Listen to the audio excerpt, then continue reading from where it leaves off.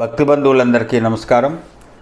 నేను మీ శ్రీ విద్యానంద శాస్త్రి, శ్రీ రుద్ర జ్యోతిషాలయం మరియు భక్త బంధు సంఘం నుంచి, విశాఖపట్నం నుంచి మాట్లాడుతున్నాను. ఈ వస్తున్నటువంటి ఆదివారం అంటే 4వ తారీఖు అమావాస్య, ఆదివారము, పుష్యమి నక్షత్రము అద్భుతమైనటువంటి కలయిక వచ్చింది. ఇది చాలా అరుదైన కలయిక. ఈ అరుదైన కలయిక ఎప్పుడో 6 నెలలకో సంవత్సరంకో వస్తుంది ఇట్లా. కాబట్టి ఈ కలయికని వినియోగించుకోవాలి. ఎలాగా, ఎందుకు అనే 2 ప్రశ్నలు మీకు రావాలి. ఎలాగా అనేది నేను చెప్తాను.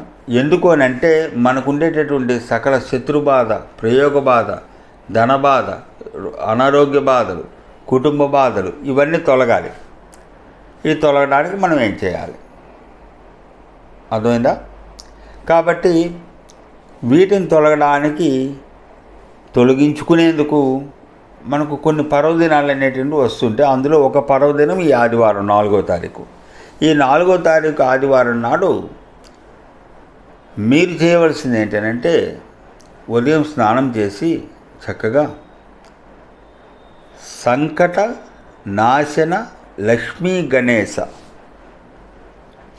ఈ సంకట నాశన లక్ష్మీ గణేశ అంటే మీరు లక్ష్మీ గణపతి యంత్రాన్ని సంపాదించుకొని అది ఒక పళ్ళెంలో పెట్టుకొని,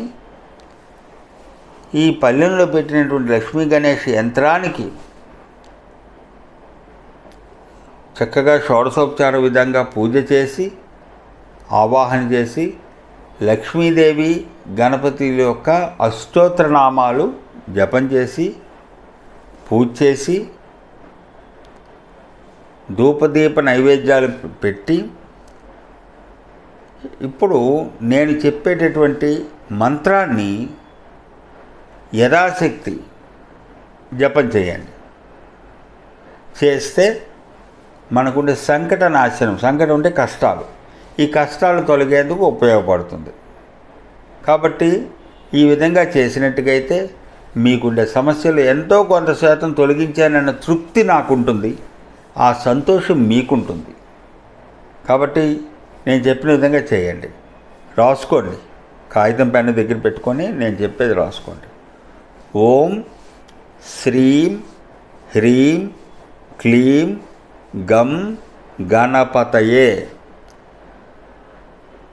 ఓం శ్రీం హ్రీం క్లీం గం గణపతయే వరవరద సర్వజనమ్మే వసమానయ స్వాహ. ఇదండి మంత్రం. చాలా తేలిక, చేసేయగలరు మీరు. కావాల్సిందల్లా శ్రద్ధ. ఆ శ్రద్ధ ఒక్కటి పెట్టారంటే ఈజీగా చేసేస్తారు మీరు. ఇది చేసి చూడండి, ఫలితం ఎలాగుంటుందో చూద్దురు. కానీ మీరే నాకు చెప్తారు.